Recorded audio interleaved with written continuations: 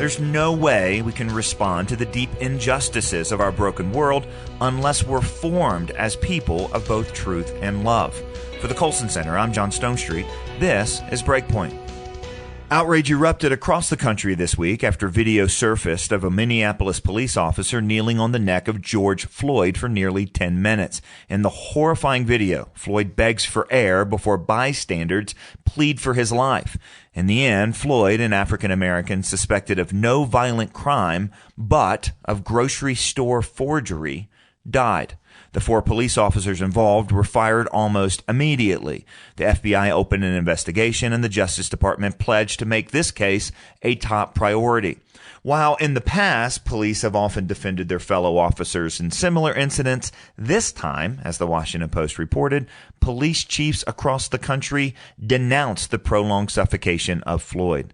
Earlier this week, Detroit area pastor Chris Brooks, a former Colson Center board member and close friend, posted a picture of Floyd on Facebook along with this quote that's often attributed to Dietrich Bonhoeffer. "Silence in the face of evil is itself evil. God will not hold us guiltless. Not to speak is to speak. Not to act is to act." I gotta admit, at least for the last few days, I've struggled to know what could possibly be said and what could possibly be done. We must say first that George Floyd was an image bearer of his creator. His death is awful. It's tragic, and it should not have happened. Floyd's murder has opened up, yet again, so many larger, painful cultural issues that we face, especially those having to do with race. Also revealed, again, and painfully so, is just how essential justice is, especially for victims and family members, but also for entire communities. Civilizations can sustain many things, but not when perpetual injustices go unaddressed. Still, we must not forget, in the midst of all of these important discussions that we must have, that George Floyd was a real person. Too often, when videos like this one go viral, and God help us and forgive us, there are too many, we automatically run to ideological and political corners, turning victims like George Floyd into a prop for our own positions. The most obvious example is those using this killing to justify looting stores and destroying property. Other examples include resorting to whataboutisms, as if some other unrelated wrong somehow diminishes the evil of this act, or implying that one can only support either the police and law and order or African Americans and justice, as if these are somehow mutually exclusive options. Dichotomies like that are just dangerous and disingenuous. We must be able to walk and chew gum at the same time. We can support the institution of law enforcement and still acknowledge that the terrible injustice that happened here happens too often.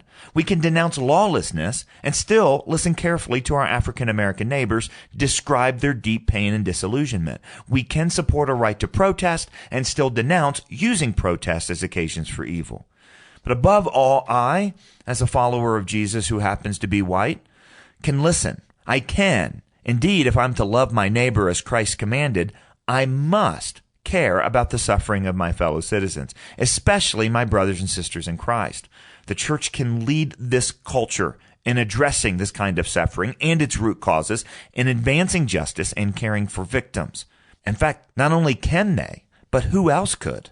This Monday is the launch of the 3rd module of our Truth Love Together virtual event. It's entitled Becoming People of Love and Truth.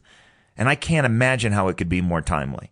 The enemy uses situations like the police killing of George Floyd to drive us away from both truth and from love, to counterfeits.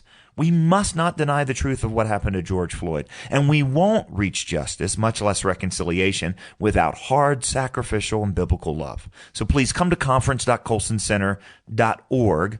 That's conference.colsoncenter.org to watch Module 3, Becoming People of Truth and Love. May God grant comfort to the family of George Floyd. May He grant peace to the city of Minneapolis, justice for the officers involved, safety to all affected by the related violence, and power to His church so that we would become the agents of peace and reconciliation, the people of truth and love that our world needs so desperately right now. For Breakpoint, I'm John Stonestreet.